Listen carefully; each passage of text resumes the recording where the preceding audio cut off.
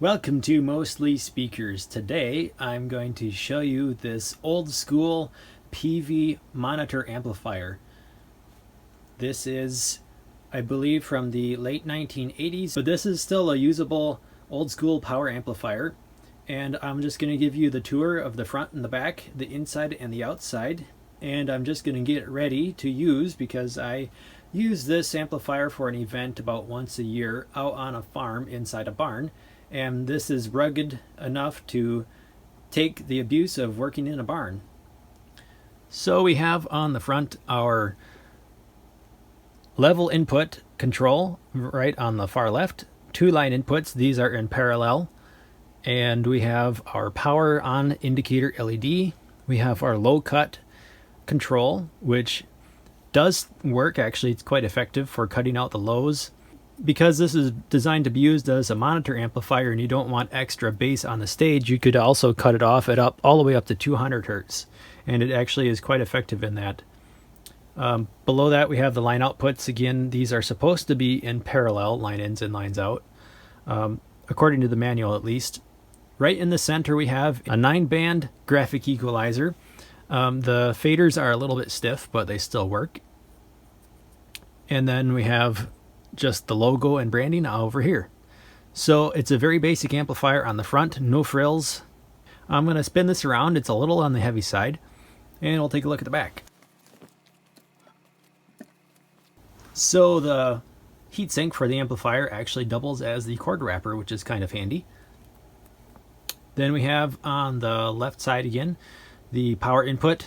This will draw up to 500 watts, 5 amp fuse holder, a 2-position on switch.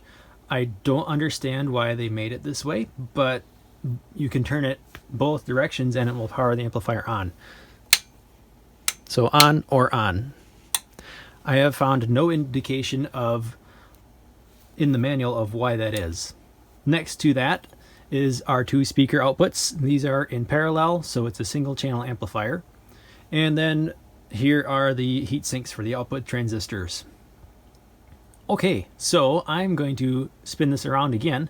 We'll take a look inside the amplifier at the circuit boards. So the easiest way to get inside this amplifier is to remove the 4 screws on the front panel.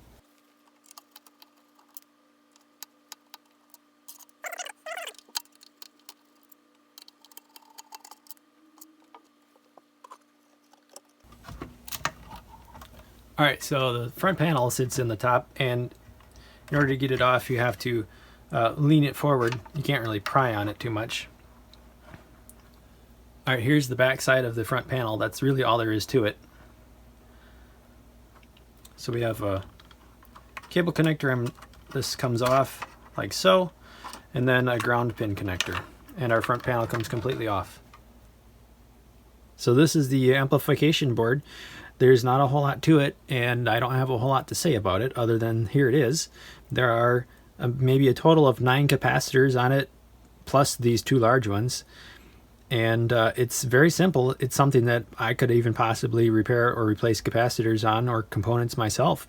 There's really not a lot to this. Down on the bottom you can see here is the 4 Motorola MOSFET power transistors, and then our good-sized power transformer over here.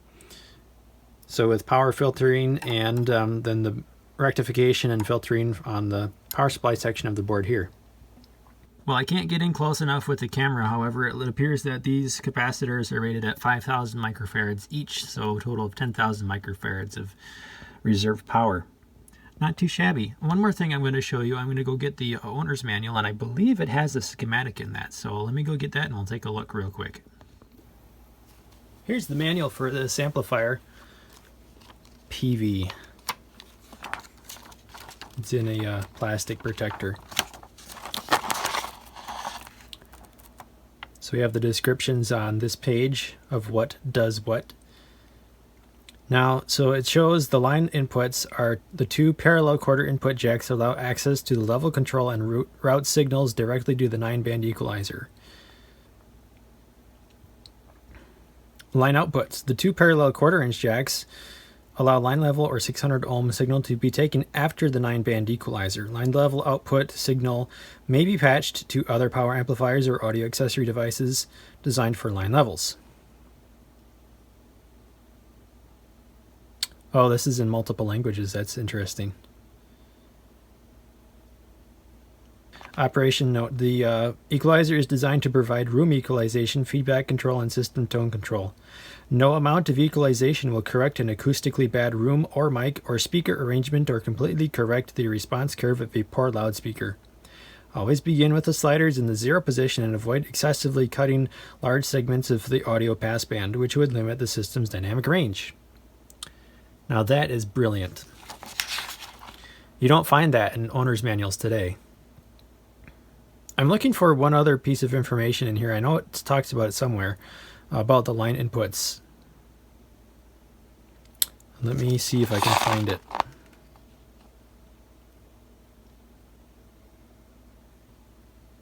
So we have on this page a troubleshooter guide. I'm not really going to go through that because this amplifier is working correctly as far as I know. Okay, so we have a reference of electronic terms on this page. Again, very useful and something you just don't find in manuals today.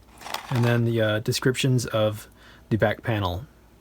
Power switch. So to press the switch to the on position, the red light will illuminate indicating power is supplied to the unit. I thought that this described it has 2 on positions and either are on, but nope. So that's it to the manual. There's not a lot here. So it's rated at 90 watts power RMS into 8 ohms, 150 watts into 4 ohms, and it recommends not running into 2 ohms. I would agree with that. So draws 500 watts, capable of 90 watts into 8 ohms. So it's not exactly efficient by today's standards, but again, it's still simple, rugged, and sounds pretty good. Printed date. So down in the corner, 6 of 87. So that dates this amplifier to about 1987, which appears to be right.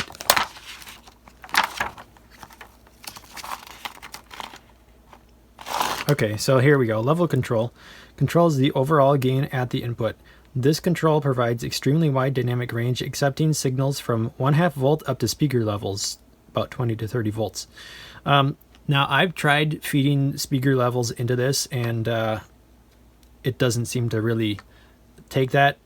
Just the regular line level from a mixer is what drives this best. So that is it for the tour of the Peavey 300 series monitor amplifier. Now I'm going to hook it up, just test it out to make sure it's ready to go for my event coming up that I'm going to be using this amplifier for. So I will get that set up and we'll give it a listen.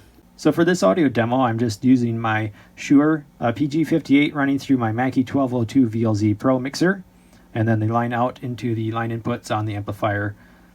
The speakers, I actually built these speakers myself using Dayton Audio 5-inch drivers, and they actually get much louder than their appearance would suggest. These are very small for PA boxes. But I built them purposely to go with this amplifier. So each of these speakers is wired up at 16 ohms. So between the two of them, this amplifier actually sees only 8 ohms, which means the total PA output for these speakers is 90 watts. Now, I'm going to demonstrate the equalizer function, and it's mostly noticeable in the bass region. So what I'm going to do is I'm going to boost up the 50 and 100 hertz. So here we go. So I'm going to add a little bit of bass to my voice, and it's going to be much more noticeable when I'm adding the 100 hertz. So now I've got that old school PA sound. I could add a little bit of the 12K, but I don't want to add too much of the 6K because it's going to start feeding back. I could pull out the 400 hertz, pull out the 200 hertz. I could add bring up the 200 hertz. So now I got a lot of boom in this microphone. And now I can demonstrate the low cut feature here. So I'm going to start cranking that up from flat to 30 hertz, and you're not going to notice anything till I get close to the 100 hertz. Here's 50 hertz. And it's going to keep going up and up. And when I get to the 100 hertz, now you start to notice the bass rolling off. So this low cut is quite effective, actually, at reducing the bass out of the microphones, especially so if this is used as a stage monitor amplifier and you don't want extra mic boom in your stage monitor. That's a very handy feature. All right, so I'm going to bring this back down to flat, and then I'm going to set the EQ back to normal. and then I'm going to go grab some music to demo for you, some YouTube audio library music of my choice, and then that'll be it for this video. So if you enjoyed this video and this type of professional audio gear tour, please let me know. I would really appreciate a like and a thumbs up, and help me out by subscribing to my channel. I've got lots more videos like this coming up very, very soon. So until next time, thanks for watching.